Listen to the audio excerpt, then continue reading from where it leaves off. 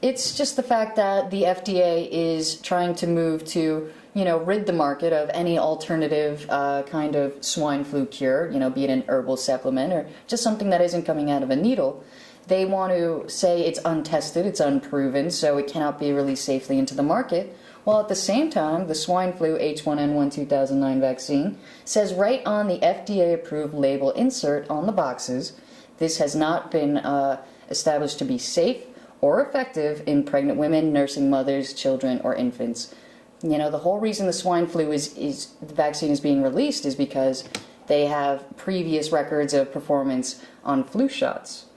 So because they're made in the same way, they're supposed to be as safe as something that came before. I mean, it just doesn't hold water to prosecute people on this double standard. And what you're just saying here, Sean, is that the flu shots themselves are being perpetuated on that same kind of backwards logic. Well, absolutely. You have vaccines that are compared to other vaccines to find out whether they're effective or not.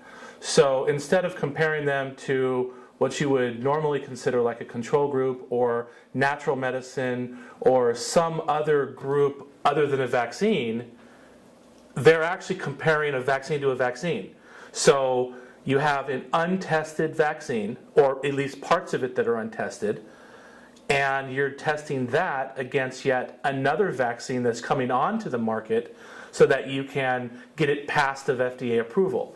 So we have vitamins and supplements that are being more and more difficult to market, yet the FDA is continuously making it easier for these vaccine companies to market their products. And if you put them next to each other, they're just companies trying to market their products to consumers.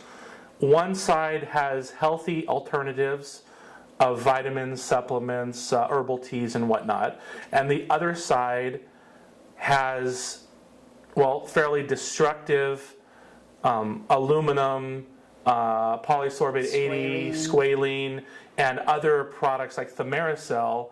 Another word for mercury. Yeah, another word for mercury. Whichever way you want to take it, whether it's ethyl mercury or whatever, it's still mercury. Because what they did is they got caught with the mercury in the vaccines, and they said, oh, don't worry about it, we'll take it out, and they just changed the name to thimerosal. Yeah, so, and they do this all the time, right? So this is the problem with these big pharma companies trying to market.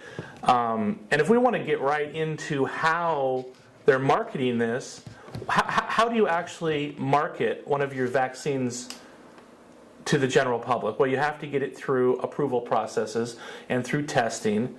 And of course, who does that? The FDA. The FDA, right?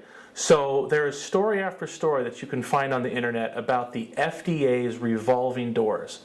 And it happens all the time. You have the big pharma companies writing the bills in Congress. You have the pharma companies that, of course, are putting up the huge amount of money in Washington to just simply buy off the senators and representatives to get their voice heard.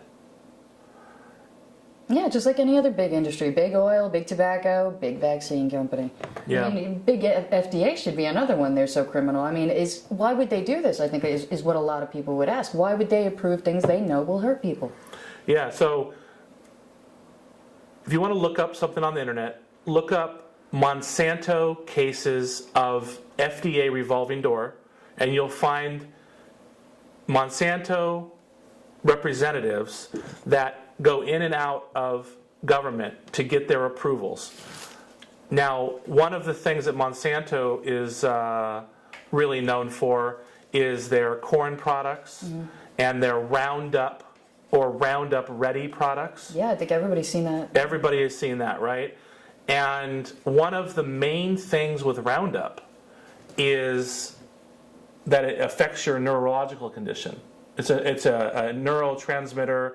So like Ritalin or something. Yeah.